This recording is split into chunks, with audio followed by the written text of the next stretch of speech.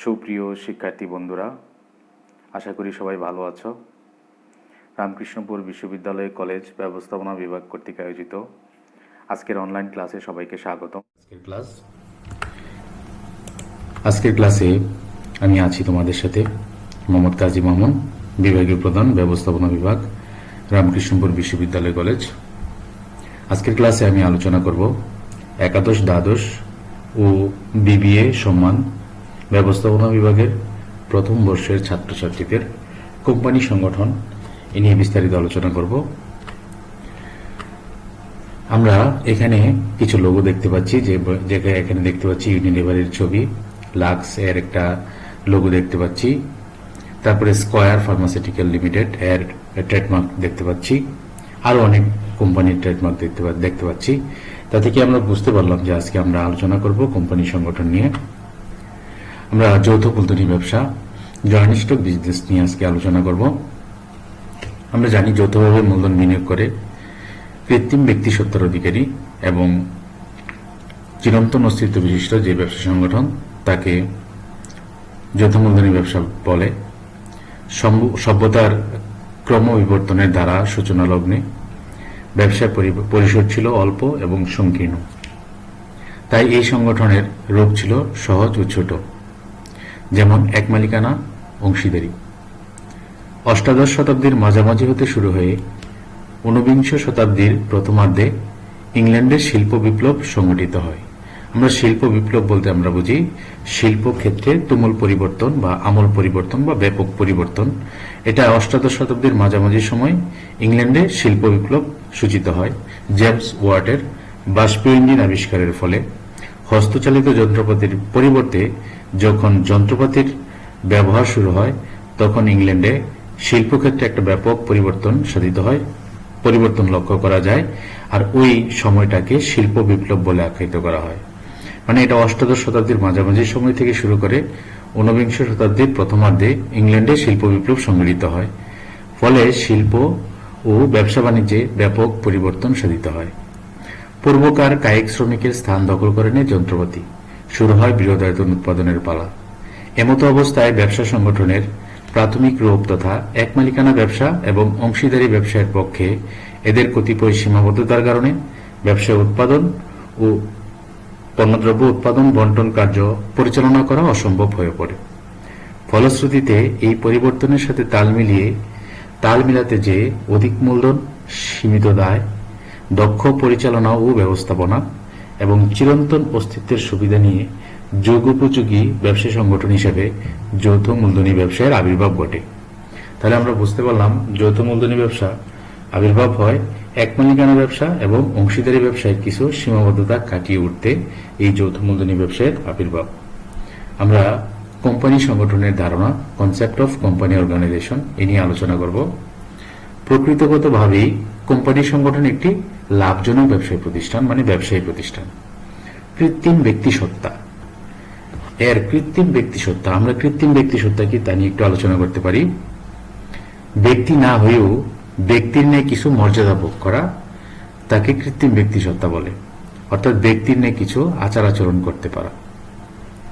চিরন্তন অস্তিত্ব, আমরা এই চিরন্তন অস্তিত্ব সম্পর্কে একটু জানব, যে কোম্পানির সকল কিছুতে কোম্পানির অস্তিত্ব বিনষ্ট না হওয়া, মানে কোম্পানির দলীয়পনা, কোম্পানির সকল সদস্য একযুগে মারা যাওয়া, বা কোম্পানির যে কোনো কিছুতে কোম্পানির অস্তিত্ব যদি বিনষ্ট না হয়, ওই তাকেই বলে চিরন্তন অস্তিত্ব। নিজস্ব সিলমোহর, কোম্পানির নিজস্ব সিলমোহর থাকে প্রভৃতি বিশেষ বৈশিষ্ট্য একে অন্য ব্যবসা সংগঠন থেকে পৃথক করেছে। তার মানে যৌথ মূলধনী ব্যবসা অন্য ব্যবসা থেকে পৃথক কেন? যৌথ মূলধনী ব্যবসা একটা কৃত্রিম ব্যক্তিসত্তা বিশিষ্ট ব্যবসা প্রতিষ্ঠান। যৌথ মূলধনী ব্যবসা প্রতিষ্ঠান একটা চিরন্তন অস্তিত্ব বিশিষ্ট ব্যবসা প্রতিষ্ঠান। যৌথ মূলধনী ব্যবসায়ের নিজস্ব সিলমোহর আছে, এই কারণে অন্যান্য ব্যবসা থেকে এই ব্যবসা পৃথক। কোম্পানি সংগঠন সম্পর্কে আমরা আরো জানব। কোম্পানি হলো আইন সৃষ্ট কৃত্রিম ব্যক্তিসত্তা বিশিষ্ট প্রতিষ্ঠান, অর্থাৎ কোম্পানি একটি আইন সৃষ্ট ব্যবসা প্রতিষ্ঠান। কোম্পানি আইনের দ্বারা গঠিত, পরিচালিত ও নিয়ন্ত্রিত হয়। কোম্পানি আইন যৌথ মূলধনী কোম্পানিকে একজন ব্যক্তির মতো স্বতন্ত্র সত্তা দান করেছে। কোম্পানির এই সত্তা তাকে আইনগতভাবে স্বীকৃত। এই সত্তা বলে এটি নিজ নামে সর্বত্রই পরিচিত এবং এই সত্তা নিয়ে কোম্পানি ব্যবসা পরিচালনা করতে পারে। হাত পানি, সে ভাত খেতে পারে না, ঘুমোতে পারে না, তবুও একটি ব্যক্তি হিসেবে গণ্য করা হয়, যাকে কৃত্রিম ব্যক্তিসত্তা বলে আখ্যায়িত করা হয়ে থাকে। অর্থাৎ কোম্পানির চোখে এটি একটি স্বতন্ত্র ব্যক্তি, যা অদৃশ্য ও অস্পর্শনীয়। তবে রক্ত মাংসে গড়া বা ব্যক্তি না হয়েও কোম্পানি একজন ব্যক্তির মতোই নিজ নামে তৃতীয় পক্ষের সাথে যে কোনো ধরনের চুক্তিতে আবদ্ধ হতে পারে এবং অপর কেউ চুক্তিতে আবদ্ধ করতে পারে। এটি নিজ নামে অন্যের বিরুদ্ধে আদালতে মোকদ্দমা দায়ের ও অপরও কোম্পানির বিরুদ্ধে মোকদ্দমা দায়ের করতে পারে। এই জন্য কোম্পানিকে কৃত্রিম ব্যক্তিসত্তা হিসেবে আখ্যায়িত করা হয়। আমরা জানব কোম্পানি সংগঠনের প্রকারভেদ সম্পর্কে, types of company organization. Company সংগঠন কত প্রকার? একদিকে ব্যবসা জগতের ব্যাপক উন্নতি, অন্যদিকে এক মালিকানা ও অংশীদারি ব্যবসায়ের সাংগঠনিক সীমাবদ্ধতার কারণে নতুন ব্যবসা সংগঠন, ব্যবসায় কাঠামো সংগঠনের উৎপত্তি ঘটে। কোম্পানি সংগঠনের পরবর্তী সময়ে ব্যবসায় জগতে আরও ব্যাপক উন্নয়নের ফলে এই ব্যবসায়ের গতি প্রকৃতিও পরিবর্তন সূচিত হয়। তাই কোম্পানি সংগঠনকে আমরা আজকে আলোচনা করব। কোম্পানি সংগঠনের প্রকারভেদ।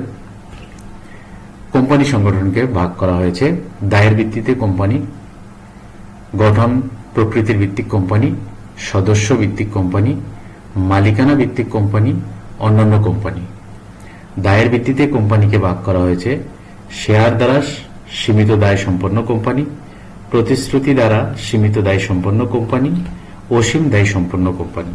তাহলে আমরা জেনে আসি শেয়ার দ্বারা সীমিত দায় সম্পন্ন কোম্পানি কাকে বলে। দায়ের ভিত্তিতে কোম্পানি, শেয়ার দ্বারা সীমিত দায় সম্পন্ন company. Company limited by share, যে কোম্পানিতে সদস্যগণের দায় শেয়ারের আংশিক মূল্য পর্যন্ত সীমিত থাকে তাকে শেয়ার দ্বারা সীমাবদ্ধ কোম্পানি বলে, যেমন প্রাইভেট লিমিটেড কোম্পানি এবং পাবলিক লিমিটেড কোম্পানি। অর্থাৎ শেয়ার মূল্য দ্বারা, শেয়ারের আংশিক মূল্য দ্বারা যে কোম্পানি সদস্যগণের দায় সীমাবদ্ধ থাকে তাকে শেয়ার দ্বারা সীমাবদ্ধ কোম্পানি বলে। প্রতিশ্রুতি দ্বারা সীমাবদ্ধ কোম্পানি, যেসব কোম্পানিতে সদস্যগণ নির্দিষ্ট পরিমাণ অর্থ পর্যন্ত দায় পরিশোধের প্রতিশ্রুতি দেয় তাদেরকে প্রতিশ্রুতি দ্বারা সীমাবদ্ধ কোম্পানি বলে। এরূপ কোম্পানিতে যেসব সদস্য শেয়ার দ্বারা প্রতিশ্রুতি দায় বহন করে, শেয়ারের অপরিশোধিত মূল্য পর্যন্ত তাদের দায় থাকে, শেয়ারের মূল্য পরিশোধিত হয়ে গেলে তা দায় মুক্ত হয়। আর্থিক মূল্য দ্বারা প্রতিষ্ঠিত দায় সম্পন্ন কোম্পানি ওই পরিমাণ অর্থ পরিশোধ না হওয়া পর্যন্ত দায়বদ্ধ থাকেন। অর্থাৎ এই প্রতিশ্রুতি দ্বারা সীমাবদ্ধ কোম্পানি হচ্ছে যে একজন শেয়ার হোল্ডার সে কি পরিমাণ দায় বহন করবে তা পূর্ব থেকেই নির্ধারণ করে দেওয়া হয় যে আমি এই পর্যন্ত দায় বহন করব, এর অতিরিক্ত দায় বহন করব না। তো যে পরিমাণ প্রতিশ্রুতি দেয় যে এই পরিমাণ অর্থের বেশি সে দায় বহন করে না, এই জন্য এই ধরনের কোম্পানিকে প্রতিশ্রুতি দ্বারা সীমাবদ্ধ কোম্পানি বলা হয়। আমরা অসীম দায় সম্পন্ন কোম্পানি, আনলিমিটেড কোম্পানি সম্পর্কে একটু আলোচনা করি। যেসব কোম্পানিতে সদস্যগণের দায় অসীম হয়, অর্থাৎ তাদের অসীম দায় সম্পন্ন কোম্পানি বলে। এসব কোম্পানিতে সৃষ্ট দায়ের জন্য কোম্পানির সম্পত্তি ছাড়াও শেয়ার হোল্ডারগণের ব্যক্তিগত সম্পত্তিও দায়বদ্ধ হয়। বর্তমানে এই ধরনের কোম্পানি নেই বললেই চলে। তাহলে আমরা অসীম দায় সম্পন্ন কোম্পানি, তাহলে আমরা শিখলাম দায়ের ভিত্তিতে কোম্পানিকে তিন ভাগে ভাগ করা হয়েছে: শেয়ার দ্বারা সীমাবদ্ধ কোম্পানি, প্রতিশ্রুতি দ্বারা সীমাবদ্ধ কোম্পানি এবং অসীম দায় সম্পন্ন কোম্পানি। এখন আমরা আলোচনা করব গঠন প্রকৃতি ভিত্তিক কোম্পানির শ্রেণীবিভাগ।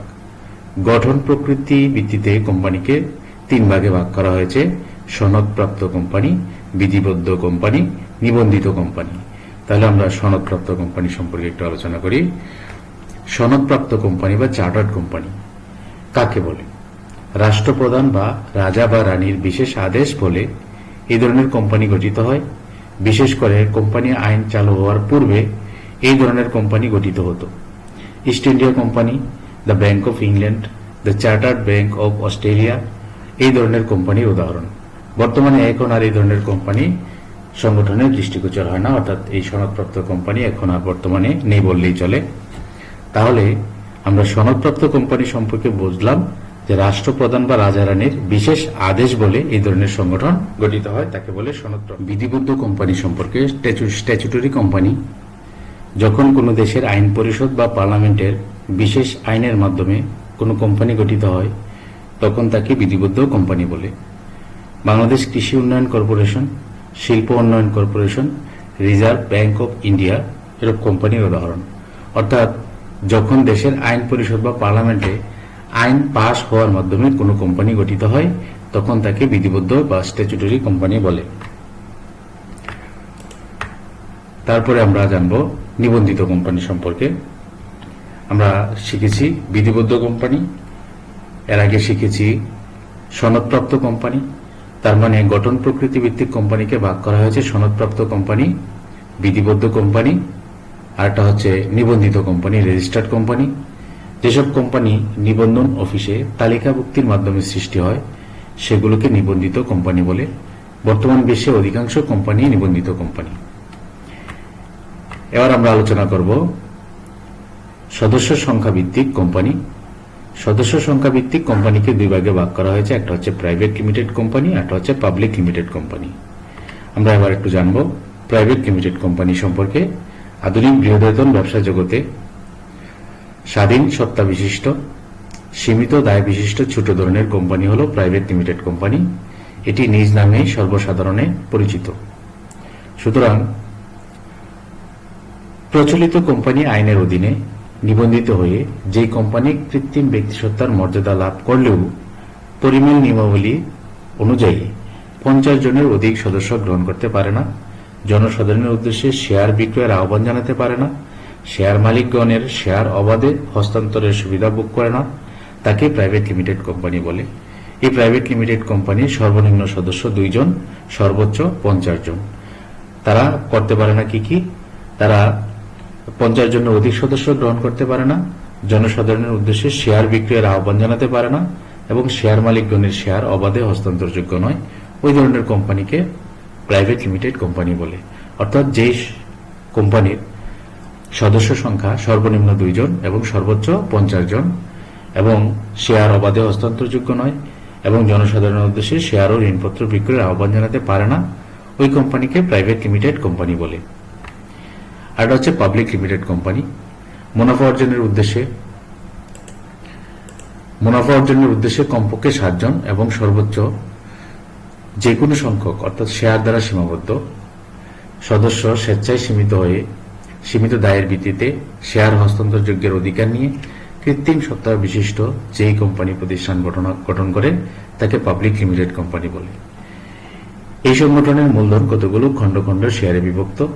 শেয়ারগুলো অবাধে হস্তান্তরযোগ্য, অর্থাৎ পাবলিক লিমিটেড কোম্পানির শেয়ার অবাধে হস্তান্তরযোগ্য। পাবলিক লিমিটেড কোম্পানির মালিকানা এবং ব্যবস্থাপনা সম্পূর্ণ আলাদা। মালিকানা একদিকে, ব্যবস্থাপনা অন্যদিকে। কোম্পানির নির্বাচিত পরিচালনা পর্ষদ দ্বারাই কোম্পানির ব্যবস্থাপনা ও পরিচালনা কার্য পরিচালিত হয়। পাবলিক লিমিটেড কোম্পানি নিবন্ধন হওয়ার পর কার্যারম্ভের অনুমতিপত্র সংগ্রহ করে কার্যক্রম শুরু করতে হয়, যা পাবলিক লিমিটেড কোম্পানির ক্ষেত্রে, প্রাইভেট লিমিটেড কোম্পানির ক্ষেত্রে দরকার হয় না। কার্যারম্ভের অনুমতিপত্র নিবন্ধন পত্র পাওয়ার পরই কাজ শুরু করে দিতে পারে প্রাইভেট লিমিটেড কোম্পানি। আর পাবলিক লিমিটেড কোম্পানি নিবন্ধন পত্র পাওয়ার পর, কার্যারম্ভের অনুমতিপত্র পাওয়ার পর তাদের কার্যক্রম শুরু করতে পারে। 1994 সালের কোম্পানি আইনের 2-1 ইও ধারায় বলা হয়েছে যে পাবলিক লিমিটেড কোম্পানি বলতে প্রাইভেট লিমিটেড কোম্পানি নয় এমন কোম্পানিকে বোঝায় যা কোম্পানি আইনের 1994 সালের বা কোম্পানি আইন 1913 অথবা 1882 অথবা কোম্পানি আইন 1886 এত দ্বারা বাতিলকৃত অন্য কোনো আইন অনুযায়ী নিবন্ধিত হয়েছে। অর্থাৎ আমাদের দেশে এখন বর্তমান কোম্পানি আইন বলবৎ 1994 আগে আমরা 1913 সালের কোম্পানি আইন অনুসারে আমাদের দেশের কোম্পানিগুলো গঠিত পরিচালিত হতো। এর আগে 1982 সালের কোম্পানি আইন দ্বারা গঠিত পরিচালিত নিয়ন্ত্রিত হতো। পাবলিক লিমিটেড কোম্পানি সর্বাপেক্ষা বেশি জনপ্রিয়। মুনাফা অর্জনের নিমিত্তে বহু সংখ্যক ব্যক্তির কৃত শেয়ারের ভিত্তিতে কোম্পানি আইন অনুযায়ী এই কোম্পানি গঠিত ও পরিচালিত হয়। আলোচনা করব মালিকানা ভিত্তিতে কোম্পানি। মালিকানা ভিত্তিতে কোম্পানিকে দুই ভাগে ভাগ করা যায়, সরকারি কোম্পানি এবং বেসরকারি কোম্পানি। একটা হচ্ছে সরকারি কোম্পানি, আর একটা হচ্ছে বেসরকারি কোম্পানি। মালিকানা ভিত্তিতে কোম্পানি দুই ধরনের, যথা সরকারি কোম্পানি, বেসরকারি কোম্পানি। যেসব কোম্পানি সাধারণত সরকারি মালিকানায় গঠন হয় অথবা কোম্পানিতে কমপক্ষে 51% শেয়ারের মালিক সরকার, তাকে সরকারি কোম্পানি বলে। অর্থাৎ অধিকাংশ শেয়ার যদি সরকারের হয়, সরকারিভাবে হয়, তাহলে তাকে আমরা সরকারি কোম্পানি বলবো। অর্থাৎ 51% শেয়ারের মালিক যদি সরকার হয়, তাহলে আমরা তাকে সরকারি কোম্পানি বলতে পারি। অর্থাৎ 51%, 50%-এর বেশি, অধিকাংশ। বেসরকারি কোম্পানি, নন গভর্নমেন্ট কোম্পানি। যেসব কোম্পানি বেসরকারি মালিকানায় পরিচালিত হয় সেগুলোকে বেসরকারি কোম্পানি বলে। তারপরে আমরা জানলাম মালিকানার ভিত্তিতে কোম্পানি দুই প্রকার, একটা হচ্ছে সরকারি কোম্পানি, আর একটা হচ্ছে বেসরকারি কোম্পানি। এবার আমরা শিখব অন্যান্য কোম্পানি সম্পর্কে। অন্যান্য কোম্পানির মধ্যে জনপ্রিয় company, holding company, subsidiary company, বিদেশি কোম্পানি ও বহুজাতিক কোম্পানি, এই 4 ভাগে ভাগ করা হয়েছে। আমরা অন্যান্য কোম্পানির মধ্যে হোল্ডিং কোম্পানি সম্পর্কে শিখব। কোন কোম্পানি গঠন বা ক্রয় সূত্রে অন্য কোম্পানির নিয়ন্ত্রণের অধিকাংশ ক্ষমতা পেলে তাকে হোল্ডিং কোম্পানি বা নিয়ন্ত্রণকারী কোম্পানি বলে। অর্থাৎ যদি কোনো কোম্পানি অন্য কোনো কোম্পানির অধিকাংশ শেয়ার ক্রয়ের মাধ্যমে অন্য কোম্পানির নিয়ন্ত্রণ ভার গ্রহণ করে, যে কোম্পানিটি নিয়ন্ত্রণ ভার গ্রহণ করে তাকে বলে হোল্ডিং কোম্পানি। এরূপ কোম্পানির নিয়ন্ত্রণকৃত কোম্পানির 50%-এর অধিকাংশ শেয়ার মালিক এবং অধিকাংশ পরিচালক নিয়োগ ও ক্ষমতা অপসারণ ভোগ করে। হোল্ডিং কোম্পানির বৈশিষ্ট্য হল কোনো কোম্পানির শেয়ার মূলধনের 50%-এর বেশি সরবরাহকারী তারা। সাবসিডিয়ারি কোম্পানির অধিকাংশ পরিচালক নিয়োগের ক্ষমতা এই কোম্পানির উপর ন্যস্ত হয়ে থাকে। অধীনস্থ কোম্পানির ব্যবস্থাপনা পর্ষদ নির্বাচনের দায়িত্ব এই কোম্পানির বেশিরভাগ ভোগ করে। অর্থাৎ অন্য কোম্পানির অধিকাংশ শেয়ার যেহেতু ক্রয় করে ফেলে, তাহলে তাদের ভোটার বেশি, তারা ভোটিং সিস্টেমের মাধ্যমে গণতান্ত্রিক প্রক্রিয়ায় বেশি পরিমাণ পরিচালক নির্বাচনের দায়িত্ব পেয়ে থাকে। পরিচালকদের পদচ্যুত বা অবসরদানের ক্ষমতাও এর উপর ন্যস্ত থাকে। এই কোম্পানি পূর্ণ নিয়ন্ত্রণে থেকে অধীনস্থ কোম্পানি পরিচালিত হয়। অর্থাৎ এই কোম্পানির পূর্ণ নিয়ন্ত্রণে থেকে তার অধীনস্থ সাবসিডিয়ারি কোম্পানিগুলো পরিচালিত হয়। তাহলে আমরা হোল্ডিং কোম্পানি সম্পর্কে বুঝতে পারলাম, যদি কোনো কোম্পানি অপর কোম্পানির অধিকাংশ শেয়ার ক্রয়ের মাধ্যমে অন্য কোম্পানির নিয়ন্ত্রণ ভার গ্রহণ করে, তখন তাকে হোল্ডিং কোম্পানি বলে। অর্থাৎ যে কোম্পানিটি নিয়ন্ত্রণ ভার গ্রহণ করে সে হচ্ছে হোল্ডিং কোম্পানি। আর যদি কোনো কোম্পানি তার অধিকাংশ শেয়ার অন্য কোনো কোম্পানির কাছে বিক্রি করে তার নিয়ন্ত্রণ হারায়, তাকে বলে সাবসিডিয়ারি কোম্পানি। তাহলে আমরা এখন শিখব সাবসিডিয়ারি কোম্পানি সম্পর্কে। যেসব কোম্পানির 50%-এর অধিক শেয়ার মালিক অন্য কোম্পানি থাকে তাকে সাবসিডিয়ারি কোম্পানি বলে। অর্থাৎ তার অধিকাংশ শেয়ার অন্য কোম্পানির হাতে ন্যস্ত করে দেয়, অন্য কোম্পানিকে দিয়ে দেয়। অর্ধেকের বেশি শেয়ার মূলধন সরবরাহকারী কোম্পানি, এরূপ কোম্পানির পুরো নিয়ন্ত্রণের দায়িত্ব থাকে। নিয়ন্ত্রিত কোম্পানিকে সাবসিডিয়ারি কোম্পানি বলে। অর্থাৎ সাবসিডিয়ারি কোম্পানি হচ্ছে যদি কোনো কোম্পানি তার অধিকাংশ শেয়ার অন্য কোম্পানির হয়। অর্থাৎ যদি কোনো কোম্পানি তার অধিকাংশ শেয়ার অন্য কোম্পানির কাছে বিক্রি করে দেয়, অথবা অন্য একটা কোম্পানির যদি অধিকাংশ শেয়ার এই কোম্পানিতে থাকে আর এই কোম্পানি যদি নিয়ন্ত্রণ হারায়, তখন তাকে সাবসিডিয়ারি কোম্পানি বলে। অর্থাৎ 50%-এর অধিক শেয়ার মালিক হবে অন্য কোম্পানি, তাহলে যে কোম্পানি, ওই কোম্পানিটাকে আমরা সাবসিডিয়ারি কোম্পানি বলতে পারব। বিদেশি কোম্পানি, ফরেন কোম্পানি, যে কোম্পানি দেশের বাইরে গঠিত হয়ে কোনো নির্দিষ্ট দেশের কার্যক্রম পরিচালনা করে তাকে আমরা বিদেশি কোম্পানি বলবো। আর একটা হচ্ছে বহুজাতিক কোম্পানি, মাল্টিন্যাশনাল কোম্পানি। বহুজাতিক কোম্পানি বা মাল্টিন্যাশনাল কোম্পানি যেমন নেসলে একটা বহুজাতিক কোম্পানি।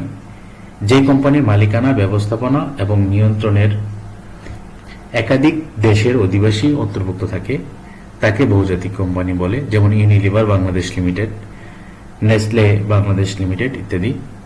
তো আমরা বলতে পারি কোম্পানি সংগঠনের বিভিন্ন প্রকার হয়ে থাকে। ব্যবহারের চিত্র, উদ্দেশ্য, ভিন্নতা কিংবা সময়ের ভিত্তিতে কোম্পানির বিচিত্র পরিশোধিত হয়েছে। তাহলে আমরা জানতে পারলাম যে অন্যান্য কোম্পানি, হোল্ডিং কোম্পানি সম্পর্কে, সাবসিডিয়ারি কোম্পানি সম্পর্কে, বিদেশি কোম্পানি সম্পর্কে, বহুজাতিক কোম্পানি সম্পর্কে। তাহলে আমরা কাজ করব, কোম্পানি সংগঠন কি সেই সম্পর্কে আমরা লিখব, চিরন্তন অস্তিত্ব কি তা লিখব, কৃত্রিম ব্যক্তিসত্তা কাকে বলে তা খাতায় লিখব, কোম্পানির শ্রেণী বিভাগ খাতায় লিখব এবং খাতায় লিখে আমরা এই লেখাগুলো আমরা কমেন্টস বক্সে ছবি তুলে পাঠাবে, আমরা তার উপর মূল্যায়ন করব। তো বন্ধুরা, সবাই ভালো থেকো, সুস্থ থেকো, বাড়িতে থেকো। সবার সুস্বাস্থ্য কামনা করে আজকের মতো এখানেই শেষ করলাম। আল্লাহ হাফেজ।